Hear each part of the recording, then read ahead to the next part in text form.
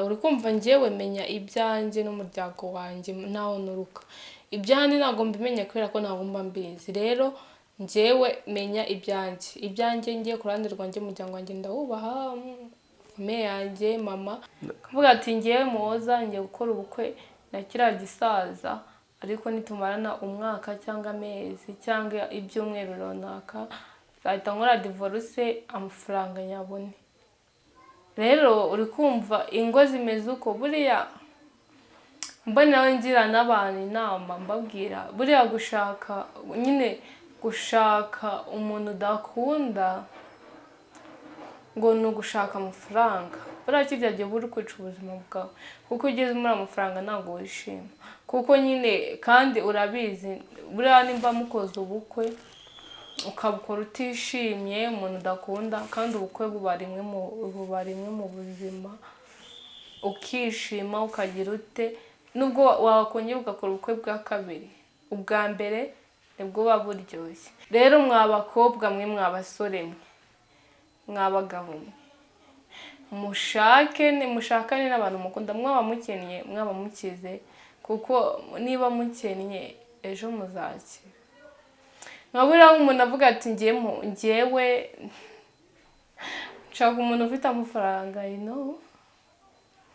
ashaka umuntu afite amafaranga uragira yabonye wenda erega mari uko waba ufite amafaranga kose yose amafaranga uko waba uyafite uko yaba angana kose udafite ibyishimo ntabwo uzigera wishima ufite amafaranga n'ubundi ukararurira ukaba ufite amafaranga ugazasanga agahinda karakwishe rero ngewe aho kugira ngo Imana impe amafaranga nazishimamo nyine ngo nishime maze nyabona hariya ku makonte yuzuye amazu naraguze ibipangu ariko nta byishimo mfite nge ayo mafaranga yarorera aho murakoze ku mikaze amazina yanjye muza nk'uko bisanzwe mubwira ko mbakunde cyane kandi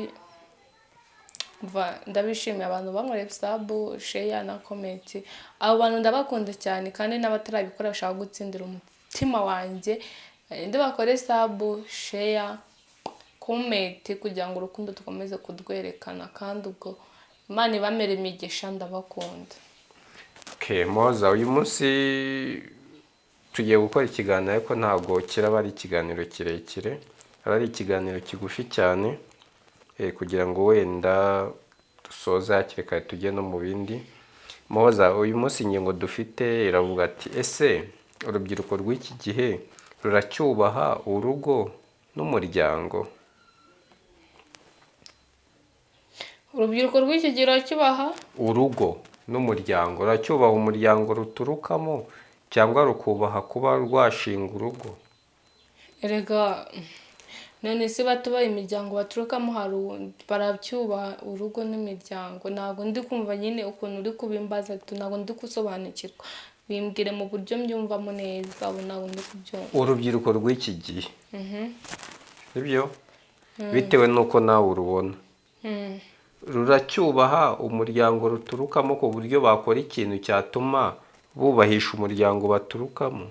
Abenshi ariko barabikora uri kumva njyewe menya ibyanjye n'umuryango wanjye naho nuruka ibyanjye ntabwo mbimenya kubera ko ntabwo mba mbizi rero njyewe menya ibyanjye ngiye ku ruhande rwanjye umuryango wanjye ndawubaha famiye yanjye mama umuntu nkunda muri ubu buzima ni mama wanjye ndetse n'abana tuvuka n'abavandimwe banjye abandi bose ni ibisanzwe nyine tu. Rero uri kumva ko wambaza ngo urubyiruko ruracyubaha urugo n'umuryango kandi nta mubyeyi waje kundagira ngo ambwira ati umwana wanjye gukina gutya nyine ntabwo bikunda gusa gushaka ku rubyiruko abenshi barashaka cyane ntabwo ari bose ntabwo ari ko baba bafite ubushobozi ariko bakenya babushoboye bafite ubushobozi barashaka njye nyine nuko mbyumva tu. Aregamo buriya iyo bavuze kubaha umuryango no kubaha urugo ibyo byose harimo kubahisha ababyeyi sibyo nyine barabikora hakabamo no kuba wenda nyine nabo ubwabo bakiyubaha wenda bagashaka bagakora ubukwe wenda ni nko muri ubwo buryo nari mbikubajije. None se erega gukora gushaka ntabwo ari ngombwa gukora ubukwe yego nyine ubushobozi budahari ubukwe burahenda kandi mu ibihe tugezemo urabibona nyine azi ukuntu bimeze, nta mafaranga, nta tuzi, ibintu byose birahenze ku masoko nyine, ariko abafite ubushobozi bakenya barabikora kandi nyine ubwo ngubwo n'abagira nyine nabubahe, hari n'abubahisha imiryango yabo bakubaha ababyeyi babo, hari n'abatabikora. Uri kumva nyine hari ababikora hari n'abatabikora. None se kuki divorce zigomeza kuba nyinshi mu gihe wari uvuze ko abenshi nyine bubaho imiryango yabo? Ni nk'igiki gituma divorce zigomeza kuba nyinshi? Ni ikibazo cy'ubukene, ni ubukene. None se n'abantu bajya bakora divorce badakennye? Baba bakennye.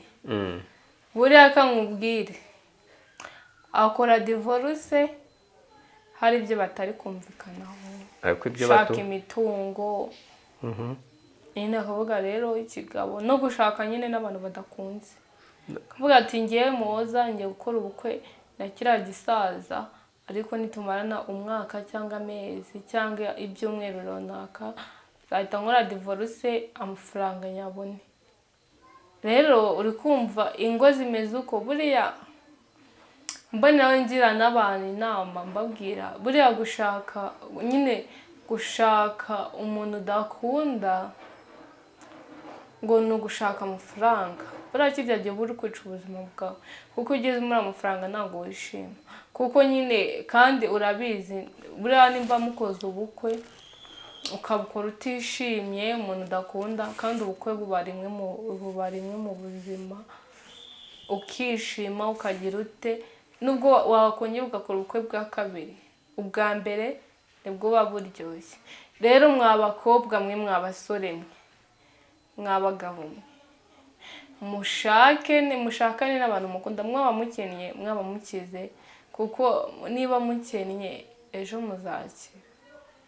Nkabura nk'umuntu avuga ati ngewe nshaka umuntu ufite amafaranga, ashaka umuntu afite amafaranga uragira yabonye wenda, erega mani uko waba ufite amafaranga kose, yose amafaranga uko waba uyafite, uko yaba angana kose, udafite ibyishimo ntabwo uzigera wishima. Ufite amafaranga n'ubundi ukararurira, ukaba ufite amafaranga ugazasanga agahinda karakwishe. Rero ngewe aho kugira ngo Imana impe amafaranga nazishimamo nyine ngo nishime, maze nyabona hariya ku makonte yuzuye, amazu naraguze, ibipangu, ariko nta byishimo mfite. Nge ayo mafaranga yarorera, harya dukenya nkishima, narya n'igicimbu cy'ikijumba n'ibishyimbo, ariko manzi ibyo biryo biri mu rukundo ukuntu aba ari byiza. Nyine wenda ubana n'umugabo wawe muri abakene, ariko nyine mudasonza cyane, ukavuga ati wenda umugore wanjye ndagiye mugurire wenda nk'igitenge n'urugero cya 2, icyo gihe umugore nuko ntago azaraga nyine, ntago kubera nyine muzamukundana, muzishima, muzabyare munishimye, nyine mubeho mwishimye, ariko bititwa ngo nyine ngo kuri muri abakene ngo ntabwo muzishima.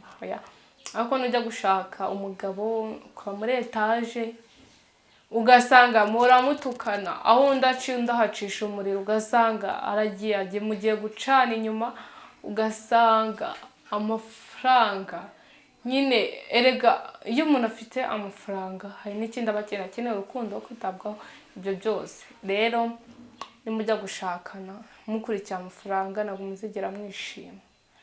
Muzashakane n'abo mukundana, mwaba mukize mwaba mukennye, ubwo buzima muzabubanemo. None se muho, hari amasomo urubyiruko rw'ubu rwakwigira ku babyeyi ba kera? Cyane. Ikintu cya mbere bakwigira ku bakera ni ukureka nyine gukunda amafaranga. Nimba ukundanye n'umuntu nyine ni urukundo nyine rukajya imbere y'ibindi bintu byose. Kandi iyo mukundanye mwubahana, mugomba kwicara mukajya inama y'ikintu mwakora kandi mugatera imbere. Icya mbere ni ukubahana no kujya inama no kumvikana, kandi abagiye inama Imana irabasanga. ariko nimba wenda n'urugero uri umugore, abantu ba kera buriya ntago nyine, kera amafaranga ntago yabagaho. Umve ngo kera umukobwa wajyaga gushaka mani ari isugi, nta muntu n'umwe nyine barahura, gashakana n'umugabo wiwe. Ntabwo umugore yigira agaca umugabo wiwe inyuma, kandi umugabo we ntabwo yigira agaca umugore wiwe inyuma. Ibyo bintu kera ntabwo byabagaho, byabaye muri iyi myaka tugejemo mu iki kinyejana. Ariko ikintu urubyiruko twakwigira ku ba kera, nyine wenda nanjye nta bintu nzi, ariko nyine no kugendera ku ndangagaciro za kera, ukareka gukunda iby'isi kurusha umuntu. Buriya nimba ujya kuba wakunda ibintu kurusha abantu, icyo gihe rwose nyine ntabwo nzi ukuntu nyine nabivugamo. Ntugakunda ibintu kurusha abantu, kuko ibintu ntacyo byakugezaho. Ibintu urapfa ukabisiga, ariko se ibintu urapfa ukabisiga, ariko abantu nubwo uba upfuye, buriya nubwo uba upfuye uba uri ku mutima wabo. Nubwo upfuye nibo bazaza kugushyingura. Amafaranga uyafite kuri konte, nta bantu ufite, nta rukundo nyine rw'abantu wigeze ubona. Ayo mafaranga ntabwo azaza ngo yikure kuri konte ngo azagende nyine agushyingure. Amafaranga erega hari igihe buriya ugeraho naho urwara, ukavuga ati ndarwanye, ni amasengesho y'abantu, karibo nyine abantu bagusengere. Abantu se bazagusengera gute batagukunze? Rero kandi kera amafaranga nyine abantu barakundanaga cyane, ugasanga wumve ngo ubungubu rero ukuntu bimeze, abantu bagirana amashyari. Niba umuntu yishingiye akabotike, ugasanga mugenzi we aragera aramurogesheje, arapfuye, ibintu byiwe arabitaye. Kandi kera ibyo bintu ntabwo byabagaho. Kera barasangiraga, bagasabana, bakicara, bagatarama, nyine nta n'umwe ugirira ishyari undi. Nimba umwe ashaka ibishyimbo undi atabifite, akagenda kuri mugenzi wiwe akavuga ati mfite ibishyimbo kandi nshaka umuceri, akamuha ibishyimbo nawe akamuha umuceri, bakaza nyine bagatya bakagira gute. Ariko ubu ngubu ugenda ku gipangu cy'umuntu ukajya kumufunguza ngo nta kintu dufite, kandi ubwo ibiryo biruzuye mu masafuri. Umuntu w'umusaza araza, cyangwa umuntu ufite ubumuga, ari umuntu adafite akaguru, akavuga ati wampaye 100, kandi kuri fone ufite amafaranga arenga 100,000, akagendana n'igiceri cya 5, ukamubwira ati nta kintu dufite, kandi mwabanye umwe. Rimwe na rimwe mbabona muzanashya, abantu bamwe na bamwe nta juru bazabona. Umuntu naza akagufunguza, nimba hari icyo ufite mugire urukundo nyine rw'abantu ba kera. Abantu ba kera mani, nimba ari kuvuga ngo isi yararozwe, nimba ari ikintu cyazanye amafaranga nicyo cyishe ibintu byose, abazungu baraduhemukiye. Amafaranga mba ndi gukeka yuko amafaranga yaza kuramuka ataje, nyine atarigeze abaho, mba ndi kumva ko twese nyine tuba tubayeho neza, turi mu rugero rumwe, nta wishyira hejuru y'undi. None umwe araza akakujya hejuru, mfite imodoka, mfite iki, no mu buyobozi. Umve ngo nimba ari umukene warenganye, ntabwo azajya kuburana n'umukire. Umukire naza wenda akaza akamwiyenza, akamukubita cyangwa akamugonga, nyine hakuna abakire biyenza. Umukene icyo gihe najya kurega, icyo gihe ntabwo azabona ijambo. Ugasanga abantu ni naho batangiye guca imigani ngo ntawe uburana n'umuhamba. Rero abantu ba kera twabigiraho ibintu byinshi cyane, kandi buriya wenda bibaye ari ibikunda, wenda urubyiruko, abayobozi nyine bagasubira indangagaciro za kera, hari byari kugenda neza. Abantu ugasanga babayeho neza, ugasanga nta bibazo bikunda kubaho. Buriya kera ntabwo wenda hari abakoraga amakosa, ariko atari amakosa nyine, atari ibintu bya danje ngo usange. Kera buriya ntabwo abantu bicanaga, nta bantu bagiranaga amashyari, bari abantu nyine babayeho neza, basangira, basabana. Ariko ibyo bintu byaragiye ntabigihari. Rero sinzi nyine isi yarahindutse, abantu babaye babi, nta wifuza ko mugenzi we yatera imbere, nta wifuza ko mugenzi we yaramuka amahoro. Abantu babaye inyamaswa. Rero nuko mbyumva abantu ba kera sha ni ukuri yaba byari bikunze basi ibihe by'ubu ngubu bigasubira kera. Okay, muho we dusoza nakubiye ko iki kiganiro kitaraba kirekire, ni nk'izihe nama wagira abantu wenda aba batubahana mu ngo, cyangwa ni nk'igiki, ni nk'uwe musada watanga kugira ngo bajye bubaka urugo rukomere kandi ari ibintu bihoraho? Ni nk'iyihe nama wasoza ubagira? reka inama nasoza mbagira icyambere ni bubahane, bagire discipline, bareke gukunda ibintu kurusha gukunda abantu. Buriya nujya gukunda ibintu kurusha uko wakunda mugenzi wawe, icyo gihe nyine uzaba uri mu nzira mbi. Ariko nukunda abantu kurusha ibintu, icyo gihe uzaba nyine uri gukora neza, uzaba uri gukurura imitima ya benshi. Nugenda ugafasha abantu, ukagenda wenda ukareba abantu batishoboye, hari abari mu bitaro barwaye, mani nyine ukajya mu bitaro wenda ukavuga ati mfite 500,000, aho kugira ngo ujye kugura imyenda idakenewe, inkweto zidakenewe, inzu zidakenewe, imodoka idakenewe, ukagenda ukavuga ati aya mafaranga ngiye gutanga araza kurokora basi abantu ubuzima bw'abantu nka 3. Icyo gihe Imana izagushima kandi uzabukoze igikorwa, nyine uzabukoze igikorwa cyiza. Ariko nugenda ukagura imodoka, ejo bundi barakwandikiye bagize guto, nyine ugiye gushaka ibintu n'ubundi biguma biza bikumarira amafaranga kandi wagafashije nyine abababaye.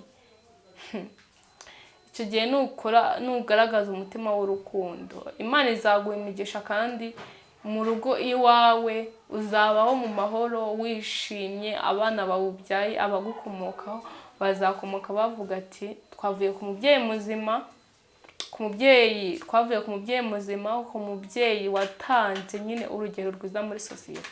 Ibyo nubikora uko nguko mu bushobozi bwawe bukenya, ukabasha gufasha mugenzi wawe cyangwa n'undi wese, Imana izaguha umugisha kandi uzabaho neza. So niyo nama nabagiraga, mureke gukunda ibintu kurusha abantu. Abantu nibo ba mbere kurusha nyine ibyo bintu byose, kuko ibyo bintu byose ntibishakwa. Kandi nukundana na mugenzi wawe, ejo ntabwo uzabura, nukenera 5 azabiguha. Nugenda ugafasha wa mwana wa undi wari urwaye uri mu bitaro, ejo nakira azaza kugushimira, cyangwa se ashobora kuzaguha ibirenze ibyo wamuhaye. Okay, muho reka tuwishime kandi dushimira n'abantu bakomeje kudukurikira ikiganiro kuva gitangiye kugera gisoje. Turabashimiye cyane aho muherereye hose. Ibiganiro byacu nakagaruka kuri Muhoza Rwanda. Turabakunda cyane, bye bye.